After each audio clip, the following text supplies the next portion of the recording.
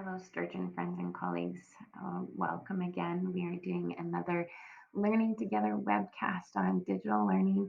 And in this particular one, I'm going to do a sample lesson for you just so that you can see how do we best organize our content and the information and the learning for our kiddos so that it's easy for us, it's easy for them, um, um, and they're not getting lost and distracted by all the places that they need to go.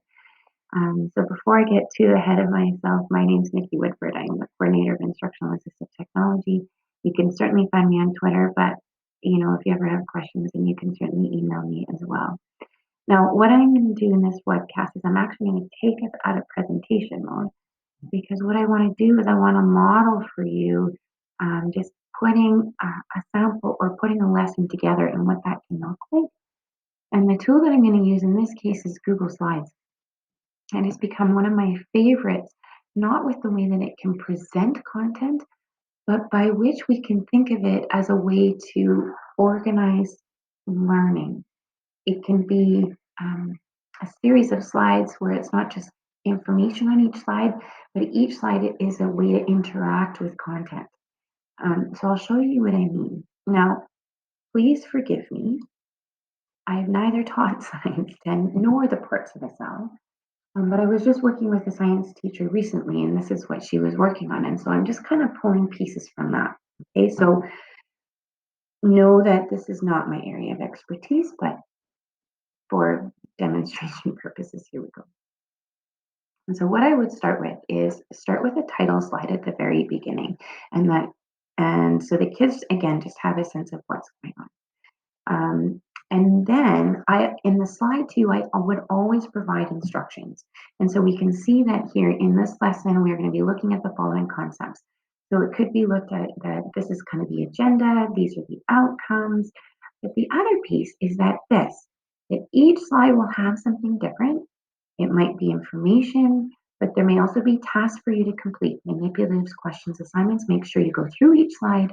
And if you have a question along the way, enter it as a comment. And so by that, I mean, so if a kiddo has a question or you have a comment to make, then it's as easy as highlighting something, clicking on this little add comment icon, saying, I don't understand this, hit comment, and then it just kind of sits there like that. And so as you're interacting with your kiddos, you can kind of see this back and forth.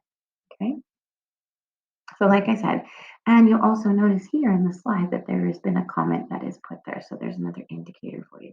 But I always put the instructions again, just so that the kids understand that we're using this as a series, a sequence, right? It's a series of things that they have to go through and not just going to be text output to them. And that's good for them to know.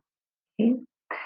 The other thing that's kind of fun to do is if you've never done this before, Bitmoji is a fun little extension where you can essentially create an avatar of yourself, and then it creates some fun ones. But again, as I'm creating content for my kiddos, it's kind of fun to pull images of yourself into it. So it's not just the content that you're giving to your kids, but it's you as their teachers, and you're giving that to them as well. So it's kind of fun to include some things like that.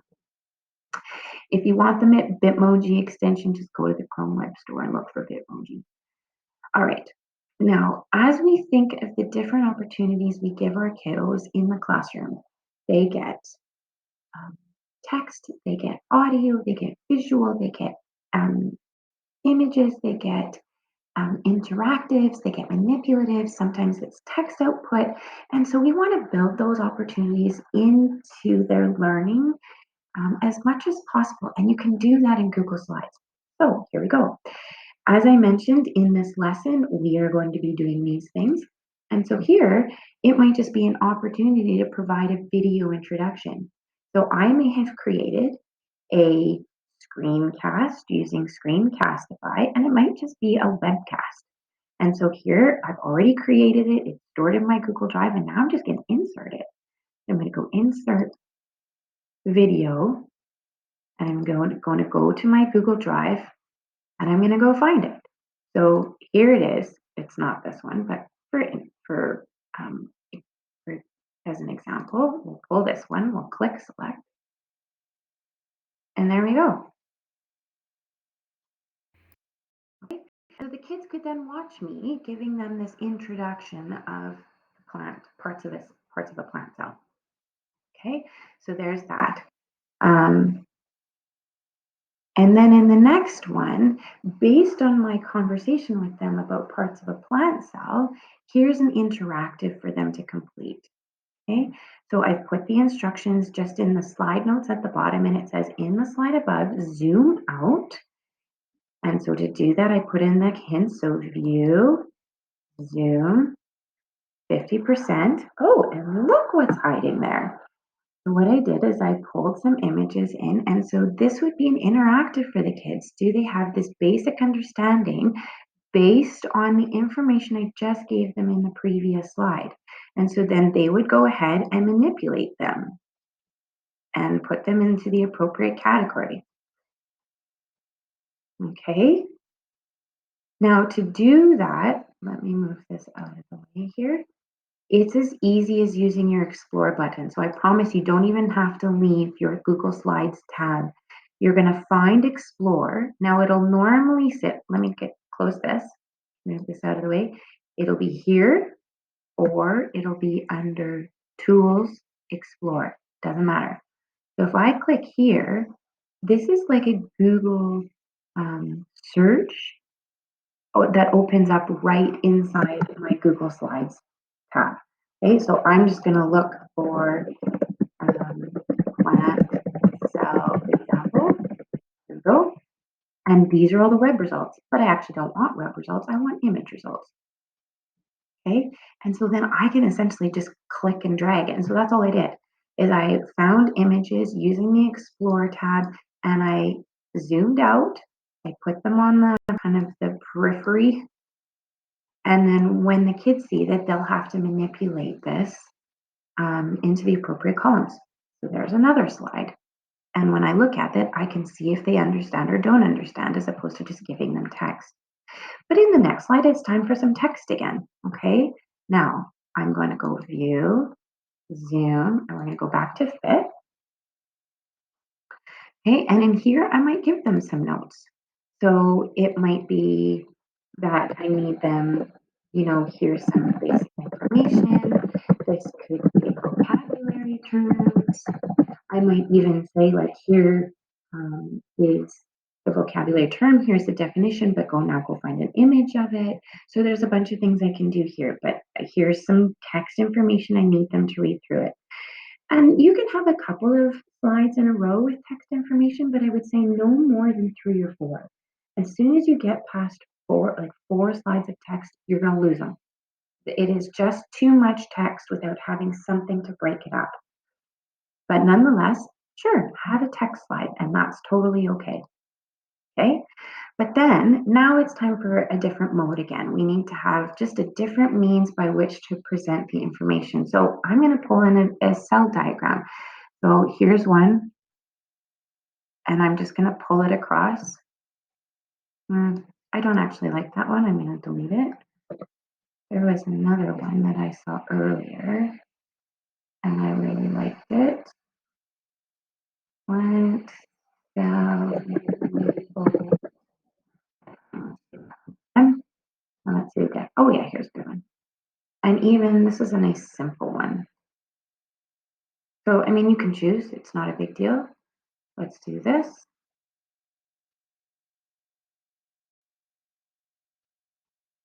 Now, I can certainly put a question in here. Like I could ask, get them, I could ask them a question, and maybe I could ask them to highlight something, or I could ask them to find a picture of a cell diagram and pop it in the page. Either way, I'm just breaking up some of that content and some of that text with a different activity.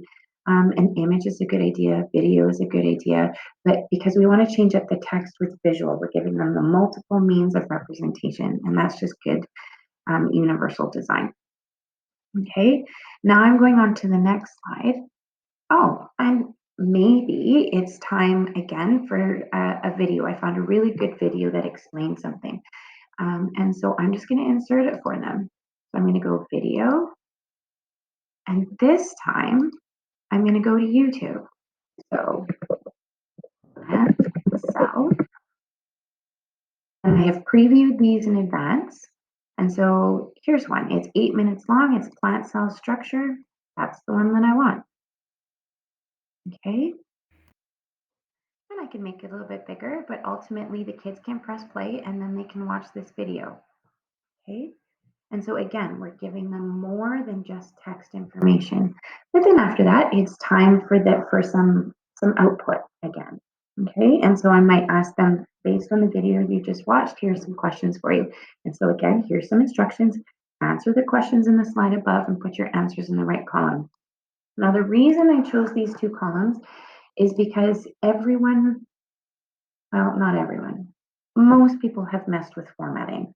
And sometimes formatting just gets in the way and gets frustrating. So what I have done is I put the questions on one side and then the kids can just put their answers on the right hand side and they're not dealing with if they were to press return, then they've got a two and then it just yep. So questions here, answers go here, and they will just put that in. Okay.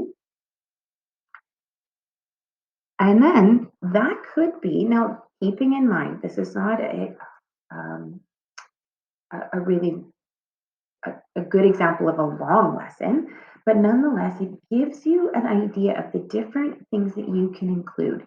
There's text, there are interactives, images, video. There, I ask the kids to manipulate, I ask them to answer questions, and I could pose more questions to them. I could ask them to do other manipulatives, depending on the content or the activities you've certainly done with them in the past. All you're doing is you're pulling all of those things that you would do with your kiddos into one set of Google Slides, and you're just walking them through that lesson. Now, at the end, it's a conclusion. So I might create another screencast with just my webcam saying, okay, this is what we learned. Here's a summary of everything you should now know. If you have any questions, you know, then you can get the kids to put a comment in on the comment box, or they can post questions to you. You can give maybe when you're going to be having a Google Meet and they can meet face to face. I would have created that screencast, and again, I'm just going to go pull it in. So I'm going to go back to Google Drive. I've already created it. Oh, and here, here is the, I'll just pull this one in again for interest sake. And so here's another one. I'm pulling it in again. The kids can my conclusion video, my summary, and it's all together. There's nothing confusing about it. And then at the end, here's the assignment. So now that you have an understanding of the different parts of this cell and their functions, you are ready for your assignment. You will be asked to consider how the structure affects the function. So I'm giving you a little bit of a preview, but now open the parts of a cell assignment in Google Classroom. I should add that. And complete. Okay. Now, and here's where I could very well end my lesson. But I'm going to do one more slide for you because I love this strategy and I just wasn't quite sure of a way to fit it into a parts of a cell lesson. So forgive me. This is a really, really great one if you have things like equations or difficult characters or symbols that you need to get your kids to put into the computer, but it's just darn tricky if you're not using paper and pencil. And so it could be as simple as I'm just giving you essentially a token math question. And so I could give the kids a question like, oh, come back here. I could give the kids a question like, come back, solve for x and come back. And then my equation is 4x plus 6 equals 2x plus 10. Okay? All right, so that could be it. Now, if I were to ask the kids to do this and type it out, could they do it? Yeah, they totally could. But let's be honest, there are some times when paper and pencil is just better. So here's what we're going to do. I'm going to actually write this out. So 4x plus 6 equals 2x plus 10, and now I'm just going to work it out. Don't judge my math. 10 minus equals, well, okay, so 10 equals that. It is 4x minus this, so we've got 2x equals 4 and x equals 2. Okay, math teachers, don't judge me, please. Nonetheless, here's what I'm going to do. I've got this. Okay, I've got my work. But what I want to do is I want to have evidence of it in my screen. So watch this. I'm going to save it. Okay, so I'm going to go insert. I'm going to go image, and I'm going to go camera. Plus this. And I'm going to slide it over. Take a picture. Click insert. Ah! Okay, so here you go. So now the kids can in fact show you their work. They can give you their sample. So yes, even for math, you can use these slides to work them through a lesson. Not only can you have video of yourself doing equations, even at the board, you can even do there.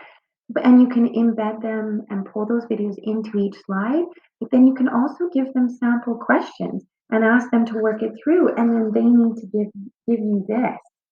And so there are totally ways to make it simple. You don't have to reinvent the wheel.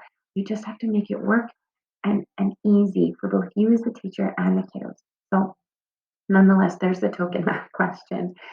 Now, when you are done with this lesson and you want to give it to your kiddos, you're just going to go back into Google Classroom, click Create, click Assignment, and here's a parts of a sound lesson.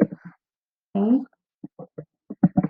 go through the lesson, and after the slides, complete the assignment. So you could choose to break these two pieces up, doesn't matter. But just for now, I'll add both. So I'm going to go ahead and add. I'm going to go to Google Drive. Here's that sample lesson. I'm going to click add. Here's the best part. Instead of just having the students view the file, you're going to click make a copy for each kid. Because then what happens is that they have their own copy of these slides and they can edit them.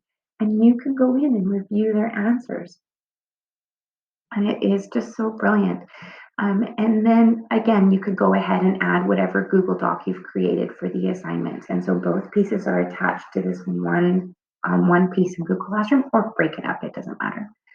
And then just kind of choose your options here for the assignment and then click assign. So dear friends and colleagues, I hope this has been helpful. Again, start simple, start small. It doesn't mean that to digitize everything doesn't necessarily mean we have to throw everything up there. What we need to do is just think strategically about what are all the things that we do as a teacher with our kiddos in our classroom, and how can we still make all of those opportunities available to our kids in a simple way. And this is a really good start for you. So if you have any questions, feel free to contact me. And as always, take care, keep learning.